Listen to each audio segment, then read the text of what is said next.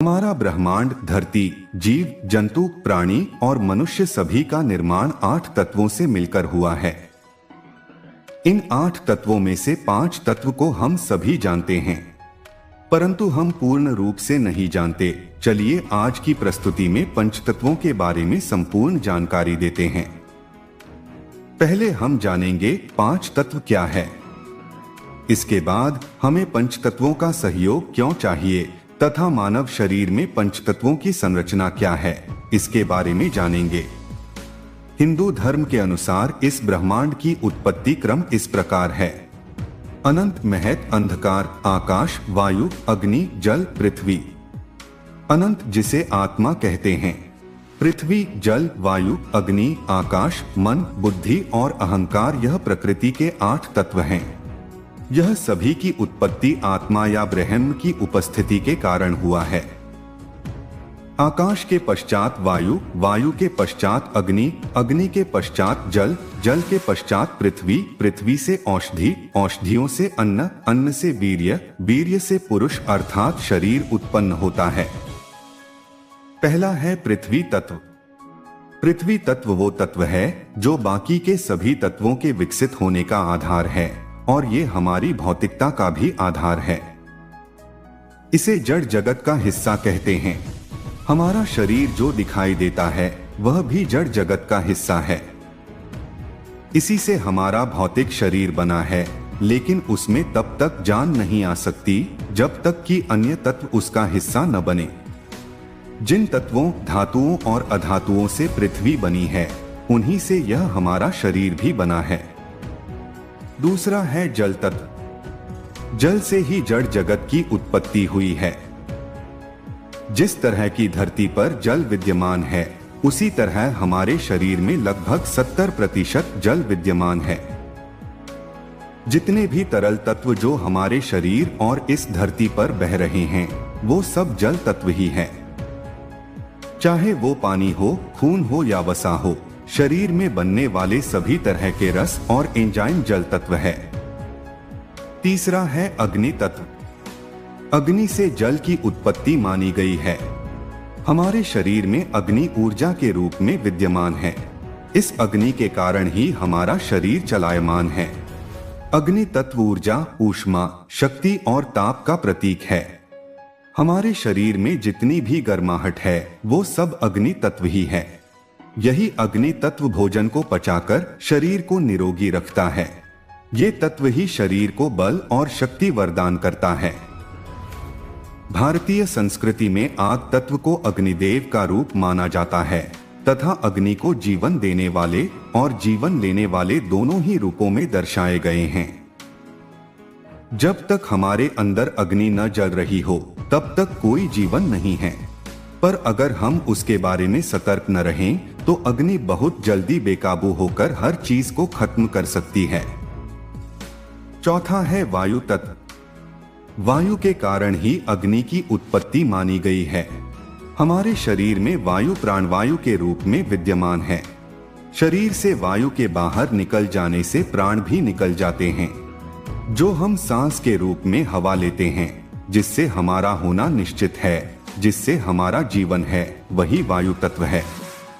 पांचवा और अंतिम है आकाश तत्व।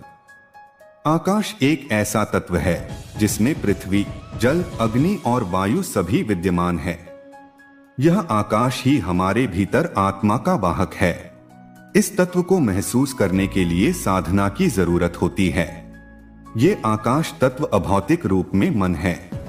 जैसे आकाश अनंत है, वैसे ही मन की भी कोई सीमा नहीं है। जैसे आकाश में कभी बादल, कभी धूल और कभी बिल्कुल साफ होता है, वैसे ही मन में कभी सुख, कभी दुख, बिल्कुल शांत रहता है। ये मन ही आकाश तत्व का रूप है जो हमारे शरीर में विद्यमान है। इन पंच तत्व से ऊपर एक तत्व है जो आत्मा है, जिसके होने से ही ये तत्व अपना काम करते हैं।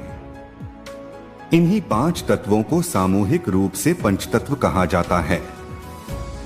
इनमें से शरीर में एक भी न हो तो बाकी चारों भी नहीं रहते।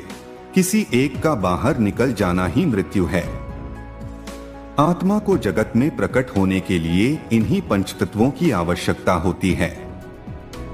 जो मनुष्य इन पंचतत्वों के महत्व को समझकर इनका सम्मान करता है वह निरोगी रहकर दीर्घजीवी होता है। चलिए अब जानते हैं कि हमें पंचतत्वों का सहयोग क्यों चाहिए। इन पंचतत्वों के सहयोग के बिना आप चाहे जितना संघर्ष कर लें कुछ नहीं हो सकता। सिर्फ उनके सहयोग से ही मूल पहलुओं से लेकर सबसे ऊंचे पहलू तक आपका जीवन का संभावना बनता है। इन पंचतत्वों पर हम पूरी तरह महारत पा सकें, इसके लिए योग साधना करने की जरूरत होती है। मनुष्य का तंत्र एक दरवाजे की तरह है। आप दरवाजे की किस तरफ हैं, ये समय और स्थान के संदर्भ में आपके जीवन की हर बात को तय करता है। हर दरवाजे के दो पहलू होते हैं। पहला, अगर आपको हमेशा बंद दरवाजे मिलते हैं तो आपके लिए दरवाजे का मतलब वो चीज है जो आपको रोकती है। दूसरा, अगर आपको दरवाजे खुले मिलते हैं तो दरवाजा आपके लिए वह चीज है जहां से आपके लिए कहीं पहुंचने की संभावना बनती है। दोनों ही स्थितियों में दरवाजा वही है जिसे हम योग साधना कहते हैं। आप इस शरीर को एक बड़ी संभावना के रूप में देखते हैं या एक बड़ी बाधा के रूप में, ये इस बात पर निर्भर करता है कि ये पांच तत्व आपको कितनी मात्रा में सहयोग दे रहे हैं। आपका व्यक्तिगत भौतिक शरीर आपको अंतिम संभावना की ओर ले जाने के लिए पहला कदम बनाता है या कोई बाधा बनाता है, ये मूल रूप से इस बात पर निर्भर करता है कि आप इन पांच तत्वों को कैसे संभालते हैं।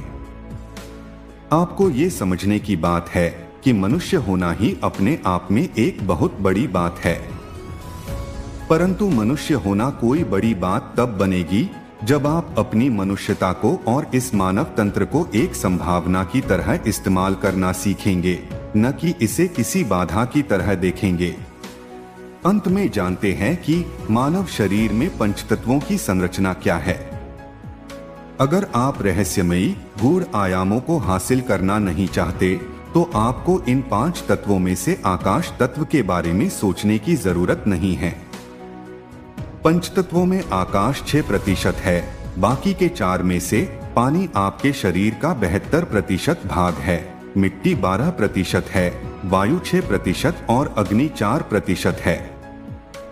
अच्छी तरह से जीने के लिए बाकी के 4 तत्व पर्याप्त हैं। 5वां तत्व आकाश उनके लिए महत्वपूर्ण नहीं है जो बस अच्छी तरह जीना चाहते हैं।